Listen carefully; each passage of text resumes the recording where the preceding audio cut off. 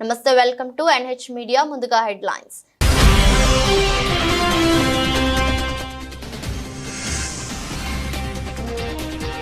ఘనంగా మాజీ ప్రధాని రాజీవ్ గాంధీ జయంతి కార్యక్రమం. ఆయన విగ్రహానికి పూలమాల వేసి నివాళులర్పించిన సీఎం రేవంత్ రెడ్డి.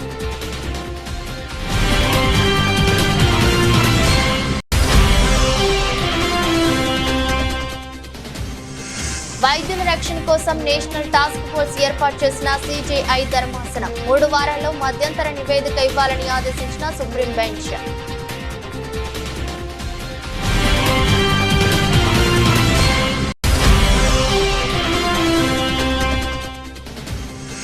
కాంగ్రెస్ ప్రభుత్వంపై ధ్వజమెత్తిన కేంద్ర మంత్రి బండి సంజయ్. చేతి గుర్తు కోటేసిన పాపానికి ప్రజల పాలిట భస్మాసుర హస్తంగా మారిందంటూ విమర్శలు.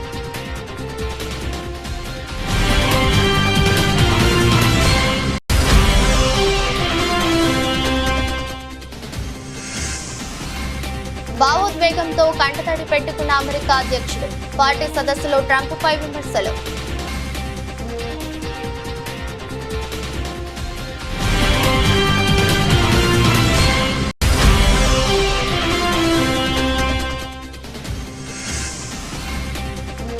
మూడు రోజుల్లో డైమండ్ లీగ్ హ్యాట్రిక్ మెడల్ పై కన్నేసిన నీరజ్.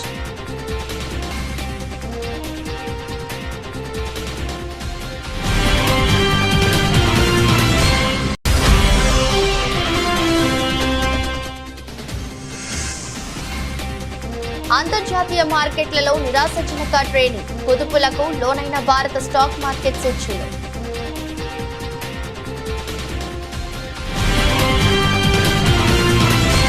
రాజీవ్ గాంధీ ఒక స్ఫూర్తి. 1980 దశకంలోనే దేశానికి సాంకేతిక పరిచయం చేసిన వ్యక్తి రాజీవ్ గాంధీ అని సీఎం రేవంత్ రెడ్డి అన్నారు. మాజీ ప్రధాని రాజీవ్ గాంధీ జయంతి సందర్భంగా మంగళవారం సోమాజిగూడలోని రాజీవ్ గాంధీ విగ్రహానికి పూలమాల వేసి నివాళులర్పించారు.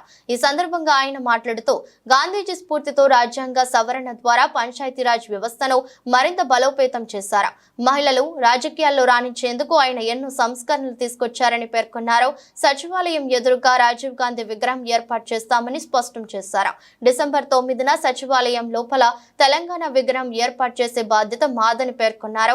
అలాగే తెలంగాణలో యంగ్ ఇండియా స్పోర్ట్స్ యూనివర్సిటీ ఏర్పాటు చేస్తామని ఆయన తెలిపారు. ఈ కార్యక్రమంలో ఉప ముఖ్యమంత్రి బట్టి విక్రమార్క, AICC ఇన్ఛార్జ్ దీపాదాస్ మున్షి, వి హనుమంతరావు, ఎంపీలు అనిల్ కుమార్ యాదవ్, చామల కిరణ్ కుమార్ రెడ్డి, ఎమ్మెల్యేలు దానం నాగేందర్, శ్రీ గణేష్, మాజీ ఎమ్మెల్యే జగ్గారెడ్డి తదితరులు ఉన్నారు. ఈ దేశ ప్రధానమంత్రి రాజీవ్ గాంధీ గారి విగ్రహాన్ని సచివాలయం ముందు పెడితే కొంతమంది సన్నాసుల విగ్రహాన్ని తొలగిస్తామని ఈరోజు మాట్లాడుతున్నారు. అధికారం పోయినా బలుపు మాత్రం తగ్గలేదు. నీ బలుపు అనగదీసే బాధ్యత ఇక్కడున్న మా కాంగ్రెస్ పార్టీ కార్యకర్తలు తీసుకుంటారని చెప్పి ఈ TRS సన్నాసులకు నేను చెప్పదలుచుకున్నా. ఆ సన్నాసి దుఃఖం బాధ ఏందని నేను కనుక్కుంటే అక్కడ వాళ్ళ అయ్య విగ్రహం పెడదాం అనుకున్నాడట. వాళ్ళ అయ్య పోయేదెప్పుడు, వీడు పెట్టేదెప్పుడు అక్కడ విగ్రహము? ఈ దేశానికి స్వతంత్రం తెచ్చిన కుటుంబము, ఈ దేశం కోసం 2 తరాలు ప్రాణాలు ఇచ్చిన కుటుంబము, ఈ తెలంగాణ రాష్ట్రాన్ని ఏర్పాటు చేసిన కుటుంబము సచివాలయం ముందు కోట్లాది ప్రజలకు స్ఫూర్తిగా అమరవీరుల స్తూపం పక్కన ఈ దేశం కోసం అమరుడైన శ్రీ రాజీవ్ గాంధీ గారి విగ్రహం పెట్టడం సముచితం. అంతేగాని ఉద్యమం ముసుగులో తెలంగాణ రాష్ట్రాన్ని దోసుకొని వేలాది కోట్ల రూపాయలు సంపాదించుకొని వందలాది ఎకరాల ఫామ్ హౌజులు కట్టుకొని తాగుబోతు సన్నాసుల విగ్రహం ఒకవేళ సచివాలయం ముందల పెడితే ఈ పిల్లలకు ఎవరిని ఆదర్శంగా చూపిస్తారు? పొద్దున్నేస్తే రాత్రి వరకు తాగి ఫామ్ హౌస్లో పొర్లాడే కేసీఆర్ విగ్రహం ఉండాలనా అక్కడ సచివాలయం ముందల? లేకపోతే దేశం కోసం ప్రాణత్యాగం చేసిన రాజీవ్ గాంధీ విగ్రహం ఉండాలనా? తెలంగాణ సమాజం ఆలోచన చేయాలి. సీఎం రేవంత్ రెడ్డిని హర్యానా గవర్నర్ బండారు దత్తాత్రేయ కలిశారు. అక్టోబర్ 13న నాంపల్లి ఎగ్జిబిషన్ గ్రౌండ్ లో జరిగే అలై బలే కార్యక్రమానికి హాజరు కావాలని సీఎంకి ఆహ్వానం పలికారు. అనంతరం సీఎం రేవంత్ రెడ్డి మాట్లాడుతూ, అలై బలై అంటే గుర్తొచ్చే పేరు దత్తన్న అని ప్రతి ఏటా ఆయన ఆధ్వర్యంలో నిర్వహించే అలై బలై తెలంగాణ సమాజంలో ఆత్మీయత, అనుబంధాలకు ప్రతీకగా నిలుస్తుందన్నారు. హర్యానా గవర్నర్ హోదాలో ఉన్నప్పటికీ ఆయన అలై బలైను మర్చిపోకుండా సంప్రదాయాన్ని కొనసాగించడం హర్షణీయమన్నారు. అక్టోబర్ 13న నాంపల్లి ఎగ్జిబిషన్ గ్రౌండ్ లో జరిగే అలై భలై కార్యక్రమానికి ఆహ్వానించిన హర్యానా గవర్నర్ బండారు దత్తాత్రేయకు సీఎం ధన్యవాదాలు తెలిపారు. దేశవ్యాప్తంగా ఆసుపత్రుల్లో వైద్యుల రక్షణ ఏర్పాట్లను పరిశీలించేందుకు టాస్క్ ఫోర్స్ ఏర్పాటు చేస్తున్నట్లు సుప్రీంకోర్టు ప్రకటించింది. ఇప్పటి వరకున్న చట్టాలు వైద్యుల రక్షణకు సరిపోవని వ్యాఖ్యానించింది. ఈ మేరకు మంగళవారం ఆర్జీకర్ ఆసుపత్రి ట్రైనీ డాక్టర్ హత్యాచారం కేసు విచారణ సందర్భంగా సిజేఐ జస్టిస్ డివై చంద్రచూడ్ నేతృత్వంలోని త్రిసభ్య ధర్మాసనం కీలక వ్యాఖ్యలు చేసింది. మరో దారుణం జరిగేంత వరకు దేశం వేచి ఉండలేదని, డాక్టర్ల రక్షణకు సంబంధించి మరిన్ని ఏర్పాట్లు అవసరమని పేర్కొంది. అదేవిధంగా ఆర్జీకర్ వైద్యురాలి హత్యాచారం ఘటనను పొలిటికల్ ఇష్యూగా చేయదలుచుకోలేదని సిజేఐ పేర్కొంది.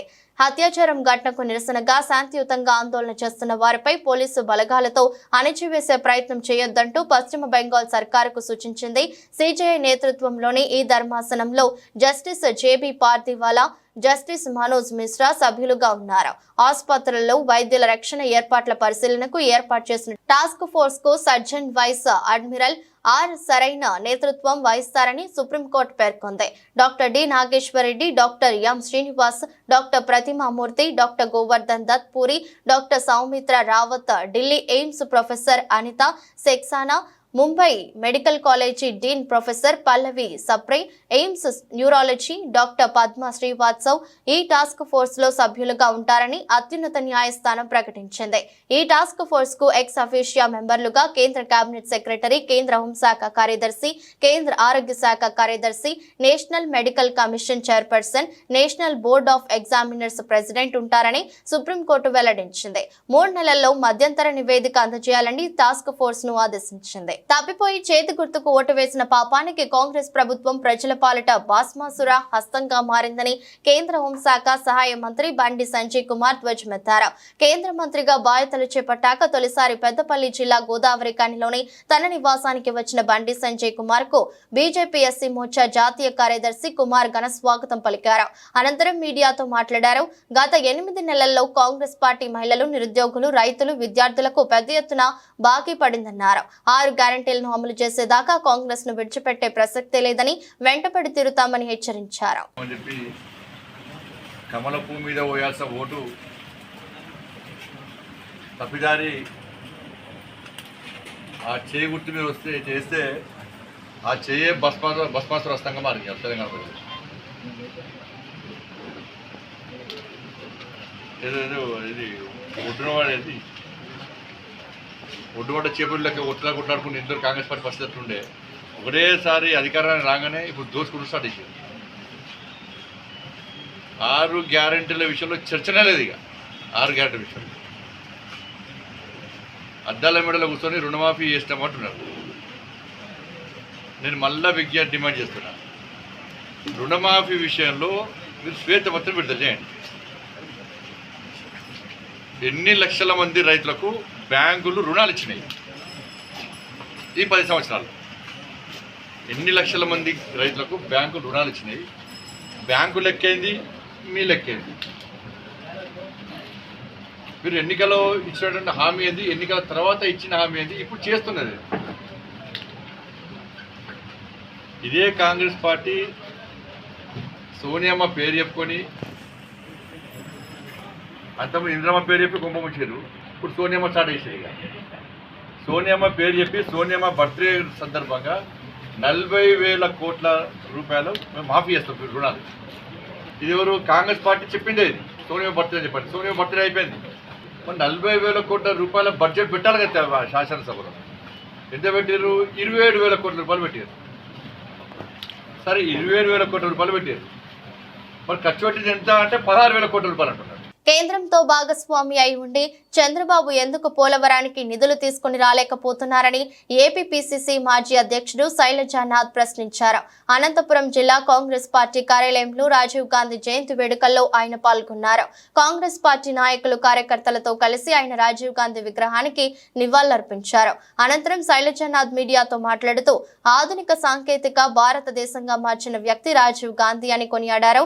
రాయలసీమలో పంటలు పండితే ఆనందించే స్థాయి నుంచి వర్షాలు పడితే సంతోషపడే స్థాయికి పాలకులు వచ్చారన్నారు.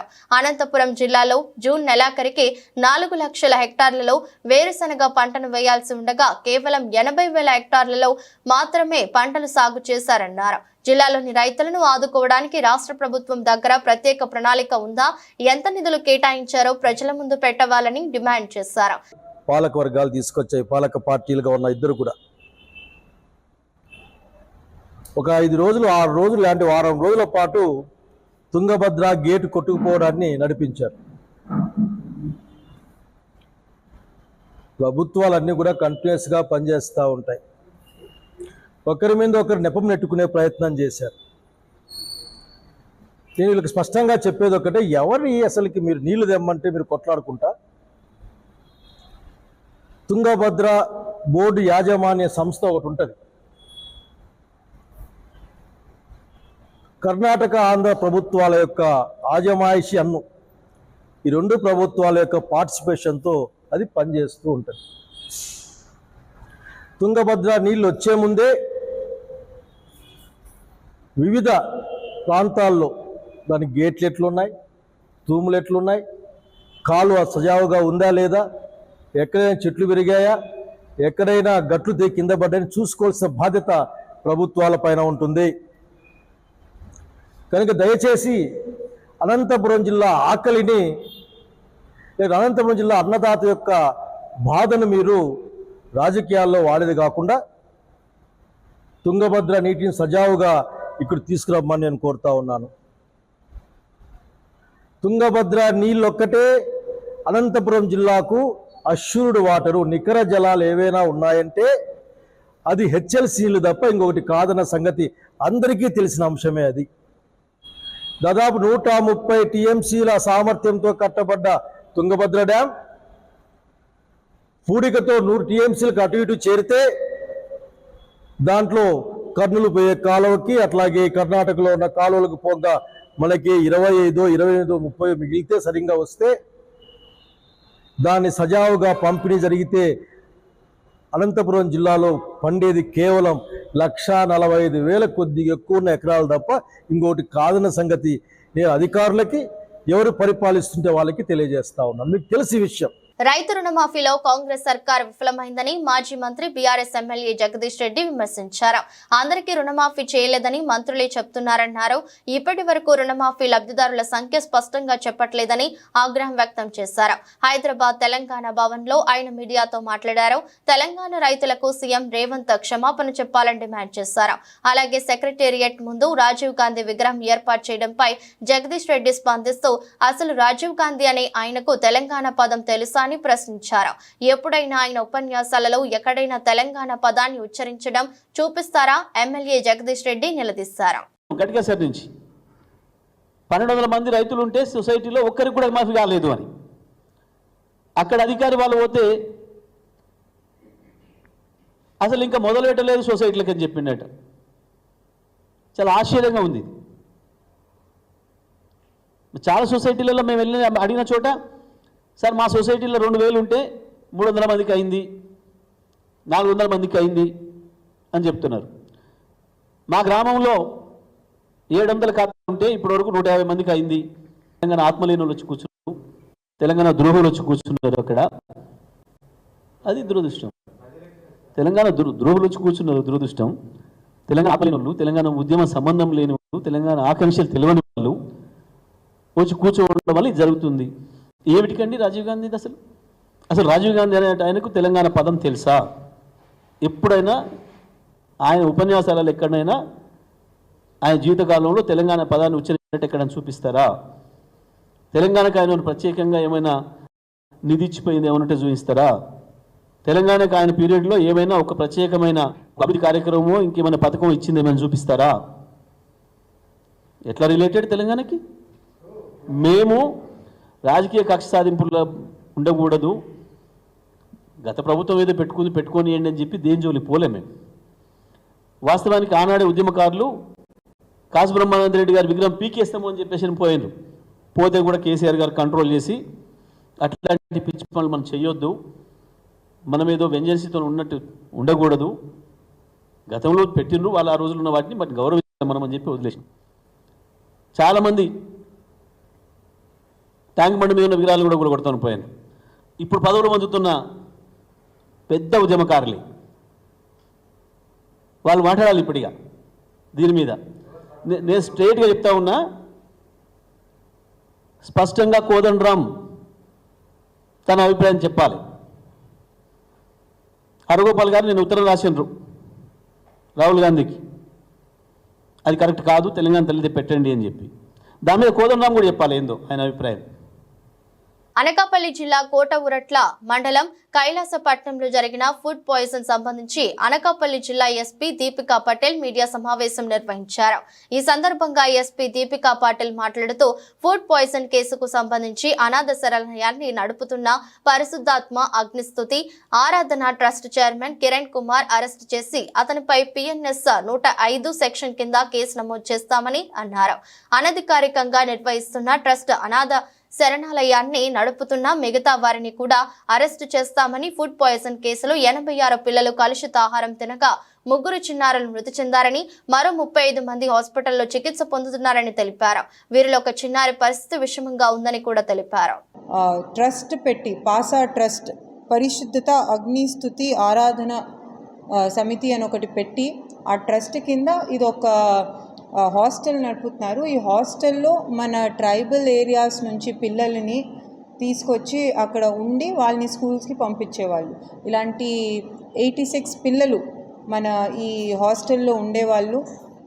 ఈ పిల్లలందరినీ కూడా ఇమీడియట్గా మనం ట్రేస్ చేసి వాళ్ళ ఫోన్ నెంబర్స్ ఐడెంటిఫై చేసి వాళ్ళ పేరెంట్స్కి ఫోన్ చేసి అందరినీ కూడా మెడికల్ ఫెసిలిటీస్కి తెస్తాం జరిగింది. ఇప్పుడు ఇట్లాంటి ఎఫర్ట్ చేసిన తర్వాత ఇప్పుడు ఈ టైంకి మనకి సుమారు 35 పిల్లలు ఇప్పుడు హాస్పిటల్లో ఉన్నారు. అందరికీ కూడా మంచి చికిత్స పొందుతుంది. అండ్ తర్వాత 3 పిల్లలు వి లాస్ట్ ట్రాజికలీ.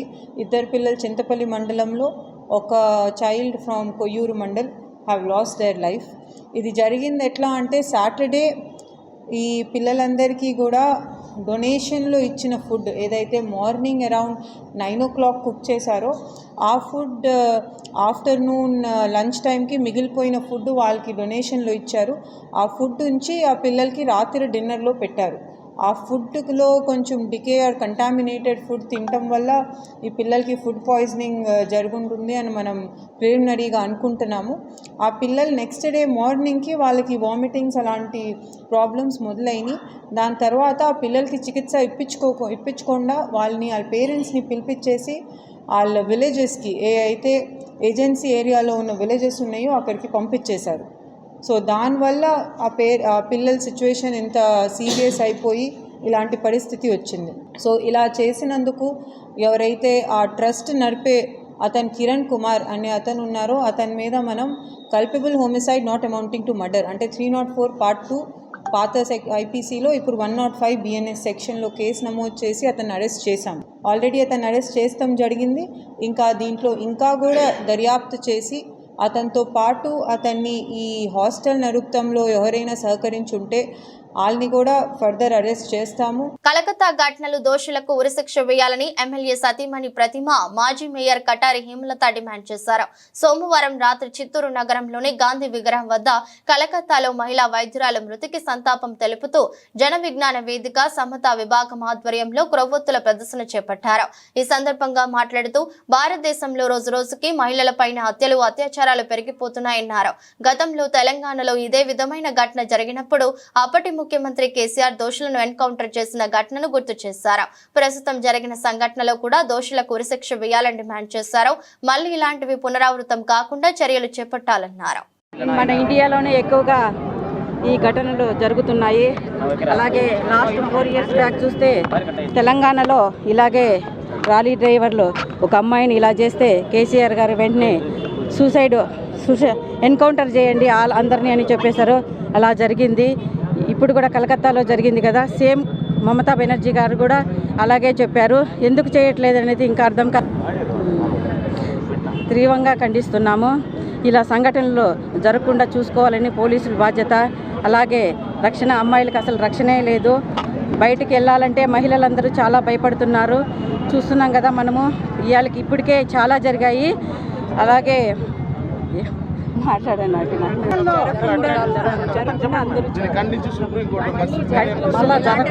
ఇలాంటివన్నీ జరగకుండా సుప్రీంకోర్టు ఖండించాలని కోరుకుంటున్నాను. ఈరోజు ఈ అత్యాచారం జరిగినటువంటి సందర్భంలో ఒక సిచ్యువేషన్లో అత్యాచారం చేసినటువంటి మగవారు ఎవరైతే ఉన్నారో వారు ఇతర గ్రహాల నుంచి రాలేదు, వాళ్ళేమీ ఏలియన్స్ కాదు. ఖచ్చితంగా సమాజంలో మన మధ్యలో పెరుగుతున్నటువంటి మగవారే. మనం పెంచే విధానంలో ఇటువంటి లోపాలు ఉండడం వలన కూడా వారికి ఇటువంటి ఆలోచనలు వస్తున్నాయి. దాన్ని మనం ఏ విధంగా ఖండించాలి అంటే ఈరోజు జరిగినటువంటి ఒక్క అమ్మాయికి అత్యాచారం జరిగింది అనే కాకుండా ఈ ఒక ఆలోచన విధానం మారాలంటే ఖచ్చితంగా విద్యా వ్యవస్థలో మార్పు రావాలి, సోషల్ మీడియాలో మార్పు రావాలి. ఖచ్చితంగా యోగాసనాలు కానీ, లేదు స్పోర్ట్స్ కానీ, లేదు నృత్యము, పాటలు ఇలాంటివన్నీ కూడా మన విద్యా బోధనలో ఏర్పడినప్పుడు ఈ యొక్క సమస్యకి మూల కారణం కూకటి వేళ్ల నుంచి ఈ సమస్యను మనం పెకలించాలి అంటే ఖచ్చితంగా దీనికి ఒక నివారణ మార్గం కావాలి అంటే అది విద్యా వ్యవస్థ నుంచే మొదలు కావాలని మన లోకేష్ బాబు గారిని కోరి ప్రార్థిస్తున్నాము. ఖచ్చితంగా ఈరోజు ఈ అమ్మాయి జరిగినటువంటి అత్యాచారంలో కూడా వారికి కఠినమైన శిక్ష పడాలి. ఇన్ని సంవత్సరాలుగా కూడా ఇదే విధంగా అన్ని అన్యాయాలు జరుగుతున్నాయి. కాబట్టి ఖచ్చితంగా ఈ అమ్మాయికి న్యాయం జరగాలని మనస్ఫూర్తిగా మహిళలందరం ఈరోజు నిరసన ప్రదర్శిస్తున్నాం. మాజీ ప్రధాని దివంగత రాజీవ్ గాంధీ జయంతి నేడు. ఈ సందర్భంగా ఆయనకు పలువురు నివాళులర్పిస్తున్నారు. కాంగ్రెస్ నేతలతో పాటు పలు పార్టీల నాయకులు ఢిల్లీలోని వీర్ భూమిలో రాజీవ్ కు అంజలి ఘటించారు. ఇక రాజీవ్ కుమారుడు రాహుల్ గాంధీ కూడా తన తండ్రికి నివాళులర్పించారు. మంగళవారం ఉదయం ఢిల్లీలోని వీర్ భూమి సందర్శించి రాజీవ్ ఘాట్ వద్ద నివాళులర్పించారు. పూలమాలలు వేసి అంజలి ఘటించారు. అదేవిధంగా తండ్రి జయంతి సందర్భంగా రాహుల్ ఎక్స్ వేదికగా ఓ పోస్టు పెట్టారు.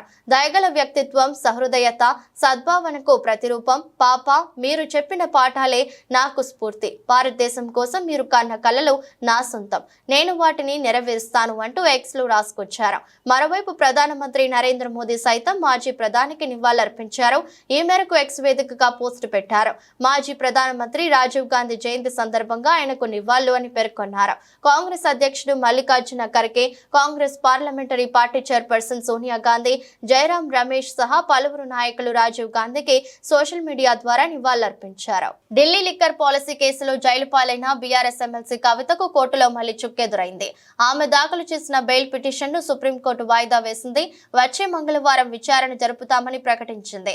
లిక్కర్ కేసులో బెయిల్ కోసం కవిత తొలుత హైకోర్టులో పిటిషన్ దాఖలు చేశారు. అయితే కోర్టు ఆమె పిటిషన్ ను తోసిపుచ్చింది. దీంతో ఆమె సుప్రీంకోర్టును ఆశ్రయించారు. పిటిషన్ ను విచారణకు స్వీకరించిన అత్యున్నత న్యాయస్థానం కౌంటర్ దాఖలు చేయాలంటూ సిబిఐ, ఈడీలను ఆదేశించింది. ఈ కేసులో సిబిఐ అధికారులు ఇప్పటికే కౌంటర్ దాఖలు చేశారు. ఎన్ఫోర్స్మెంట్ డైరెక్టరేట్ కి ఈ నెల 23 వరకు సుప్రీంకోర్టు గడువు ఇచ్చింది. ఈ నేపథ్యంలోనే కవిత బెయిల్ పిటిషన్ పై విచారణను ఈ నెల 27కు వాయిదా వేస్తున్నట్లు సుప్రీంకోర్టు పేర్కొంది. జంట నగరాల్లో కుండపోతగా కురుస్తున్న వర్షానికి హుస్సేన్ సాగర్ నిండుకుండలా మారింది. ఎగువ నుంచి భారీగా వరద వస్తుండటంతో నీటి నిల్వ ప్రమాదకర స్థాయికి చేరింది. దీంతో ట్యాంకు బండ్ గేట్లు ఎత్తి అధికారులు దిగువకు నీటిని విడుదల చేస్తున్నారు. ట్యాంకు బండ్కు 1850 క్యూసెక్కుల వరద వస్తుండటంతో 1600 క్యూసెక్కుల నీటిని విడుదల చేస్తున్నారు. లోతట్టు ప్రాంతాల ప్రజలు అప్రమత్తంగా ఉండాలని హెచ్చరించారు. ఇప్పటికే ఉద్యోగులకు సెలవులు రద్దు చేసిన జీహెచ్ఎంసీ కమిషనర్ అలర్ట్ గా ఉండాలని అధికారులను ఆదేశించారు. ఇలాంటి అవాంఛనీయ సంఘటనలు జరగకుండా చర్యలు తీసుకోవాలని సూచించారు. సోమవారం రాత్రి కురిసిన భారీ వర్షానికి సీటు రోడ్లు జలమయంగా మారాయి. మంగళవారం తెల్లవారుజాము నుంచి మళ్లీ వర్షం కురుస్తుండటంతో వరద నీరు హుస్సేన్ సాగర్ లోకి చేరుతుంది. దీంతో గంటకు ట్యాంక్ బండ్లో నీటి మట్టం పెరుగుతోంది. నిన్న రాత్రి నుంచి కురిసిన భారీ వర్షానికి నగరం తడిసి ముద్దైంది. రోడ్లన్నీ జలమయమయ్యాయి. లోతట్టు ప్రాంతాలు నీట మునిగాయి. మ్యాన్ హోళ్లు, నాలాలు పొంగిపొర్లాయి. భారీ వర్షానికి ట్రాఫిక్ స్తంభించిపోయింది. రామ్నగర్ లో ఓ ద్విచక్ర వాహనదారుడు వరదలో కొట్టుకుపోయాడు. వరదలో కొట్టుకుపోయిన మరో కూలీ మృతి చెందాడు. కాగా నిన్నటి నుంచి కురుస్తున్న వర్షానికి ఎల్బీ స్టేడియం ప్రహారీ గోడ కూలిపోయింది. బషీర్బాగ్ సిసిఎస్ పాత కార్యాలయానికి ఆనుకుని ఉన్న గోడ కూలడంతో అక్కడే పార్కు చేసిన పోలీసు వాహనాలు ధ్వంసమయ్యాయి. గోడ కూలే సమయంలో ఎవరూ లేకపోవడం పెను ప్రమాదం తప్పింది. మరోవైపు జీహెచ్ఎంసీ పరిధిలోని విద్యా సంస్థలకు ప్రభుత్వం సెలవు ప్రకటించింది. భారీ వర్షం కారణంగా స్కూళ్లు, కాలేజీలకు సెలవు ప్రకటిస్తున్నట్లు హైదరాబాద్, రంగారెడ్డి జిల్లాల డీఈఓలు ఆదేశాలు జారీ చేశారు. కాగా పంజాగుట్టలోని అపార్ట్మెంట్ సుఖ్ నివాస్ అపార్ట్మెంట్ వద్ద పిడుగు పడింది. షెడ్డుపై పిడుగు పడి కారు ధ్వంసమైంది. దీంతో పాటు విద్యుత్ తీగలు తెగిపడ్డాయి. భారీ వర్షాల నేపథ్యంలో జీహెచ్ఎంసీ అధికారులు, సిబ్బంది అప్రమత్తమయ్యారు. ప్రజలు అవసరమైతేనే తప్ప బయటకు రాకూడదని హెచ్చరించారు. హైదరాబాద్ లో కురిసిన భారీ వర్షానికి ఇందిరానగర్ లో స్కూటర్ పై వెళ్తున్న యువకుడు కొట్టుకుపోయాడు. వర్షపు నీరు వేగంగా ప్రవహిస్తున్నప్పటికీ యువకుడు ముందుకు వెళ్లేందుకు ప్రయత్నించాడు. కొద్ది దూరం వెళ్లగానే స్కూటర్ అదుపు తప్పి కింద పడింది. వాహనంపై చిక్కుకుపోయిన అతడు అలాగే కొట్టుకుపోయాడు. అది గమనించిన ఇద్దరు కుర్రాళ్లు రక్షించేందుకు వెళ్లగా వారిలో ఒకరు కొట్టుకుపోయారు. 2-3 రోజులుగా కురుస్తున్న భారీ వర్షాలతో హైదరాబాద్ అస్తవ్యస్తమైంది. ప్రధాన రహదారులు కూడా చెరువులను తలపిస్తుండగా లోతట్టు ప్రాంతాలు పూర్తిగా జలమయమయ్యాయి. హైదరాబాద్ సహా రాష్ట్రంలో మరికొన్ని రోజులు భారీ వర్షాలు కురిసే అవకాశం ఉందని వాతావరణ శాఖ హెచ్చరికలు జారీ చేసింది. ఈ నేపథ్యంలో నేడు జీహెచ్ఎంసీ పరిధిలో విద్యా సంస్థలకు సెలవులు ప్రకటించారు. అమెరికా అధ్యక్షుడు జో బైడెన్ తీవ్ర భావోద్వేగానికి గురయ్యారు. వివరాల్లోకి వెళ్తే షికాగోలో జరిగిన డెమోక్రటిక్ పార్టీ జాతీయ సదస్సులో ఆయన ప్రసంగించారు. బైడెన్ వేదికపైకి రాగానే ఆయన కూతురు యాష్లీ బైడెన్ మాట్లాడుతూ తన తండ్రి ఆడపిల్లల పక్షపాతి అని చెప్పారు. మహిళలకు ఆయన పిలుపునివ్వడం, వారిని నమ్మడం తాను చూశానని తెలిపారు. ఈ వ్యాఖ్యలతో తీవ్ర భావోద్వేగానికి గురైన బైడెన్ కంటతడి పెట్టుకున్నారు. వెంటనే పక్కకు తిరిగి కన్నీటిని తుడుచుకున్నారు. ఆ తర్వాత అక్కడున్న వారిని ఉద్దేశించి ప్రసంగిస్తూ అమెరికా ఐ లవ్ యూ అంటూ ప్రసంగాన్ని ప్రారంభించారు. అమెరికా రాజకీయాల్లో హింసకు తావులేదని, ప్రజాస్వామ్యాన్ని కాపాడాల్సిన బాధ్యత అందరిపై ఉందని బైడెన్ అన్నారు. అమెరికా గౌరవం చాలా ముఖ్యమని చెప్పారు. ట్రంప్ ప్రభుత్వంలో ఎలాంటి అభివృద్ధి జరగలేదని, మంచి మౌలిక వస్తువులు లేకపోతే అత్యుత్తమ ఆర్థిక వ్యవస్థగా ఎలా ఎదుగుతామని ప్రశ్నించారు. ఒలింపిక్స్ తర్వాత నీరజ్ చోప్రా తొలి టోర్నీలో బరిలోకి దిగుతున్నారు. సర్జరీని వాయిదా వేసుకుని మరి లాసాన్ని డైమండ్ లీగ్ లో బల్లెం వీరుడు అడుగు పెడుతున్నాడు. ఇది వరకే 2 సార్లు విజేతగా నిలిచిన నీరజ్ హ్యాట్రిక్ పై కన్నేశాడు. అయితే ఈసారి విజయం అతడికి అంత తేలిక కాకపోవచ్చు. ఎందుకంటే ఒలింపిక్స్ లో ఈటను 90 మీటర్ల దూరం విసిరిన అర్షద్ నదీం స్వర్ణం ఎగురవేసుకుపోయాడు. డైమండ్ లీగ్ లోను మిగతా జావెలిన్ థ్రోయర్ల నుంచి నీరజ్ కు గట్టి పోటీ ఎదురు కావచ్చు. అందుకని భారత్ అథ్లెట్ ఈసారి 90 మీటర్ల మార్క్ అందుకోవడంపై దృష్టి పెట్టాడు. ఆగస్టు 22 నుంచి టోర్నీ షురూ కానుంది. పారిస్ ఒలింపిక్స్ లోను పథకంతో మెరిసిన నీరజ్ చోప్రా భారత్ అథ్లెటిక్స్ కు వైభవం తెచ్చాడు. ఇప్పుడు లాసన్ డైమండ్ లీగ్ లో చోప్రా 3వ మెడల్ లక్ష్యంగా సాధన చేస్తున్నాడు.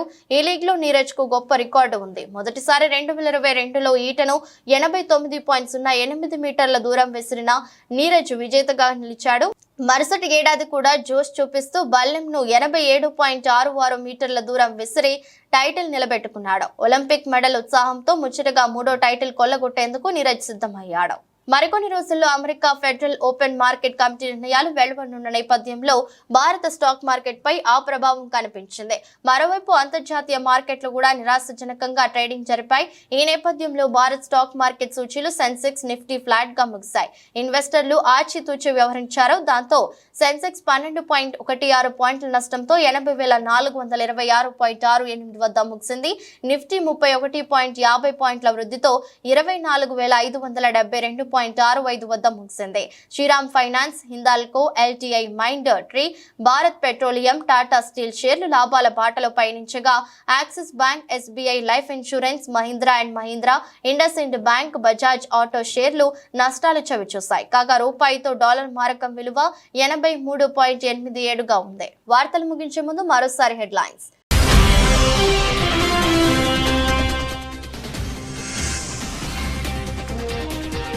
ఘనంగా మాజీ ప్రధాని రాజీవ్ గాంధీ జయంతి కార్యక్రమం. ఆయన విగ్రహానికి పూలమాల వేసి నివాళులర్పించిన సీఎం రేవంత్ రెడ్డి.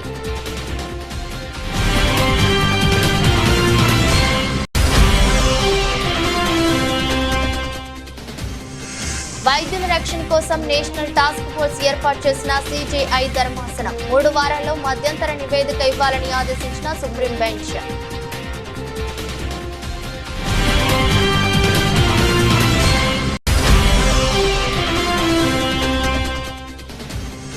కాంగ్రెస్ ప్రభుత్వంపై ధ్వజమెత్తిన కేంద్ర మంత్రి బండి సంజయ్.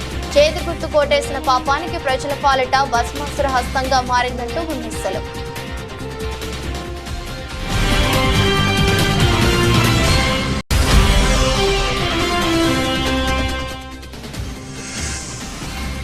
భావోద్వేగంతో కంటతడి పెట్టుకున్న అమెరికా అధ్యక్షుడు. పార్టీ సదస్సులో ట్రంప్ పై విమర్శలు.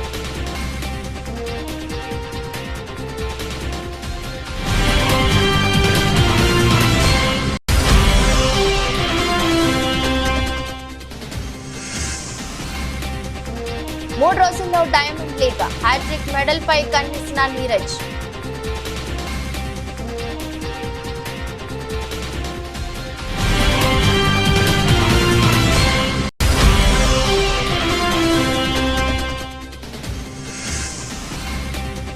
అంతర్జాతీయ మార్కెట్లలో నిరాశజనక ట్రేడింగ్, కుదుపులకు లోనైన భారత స్టాక్ మార్కెట్ సూచీలు.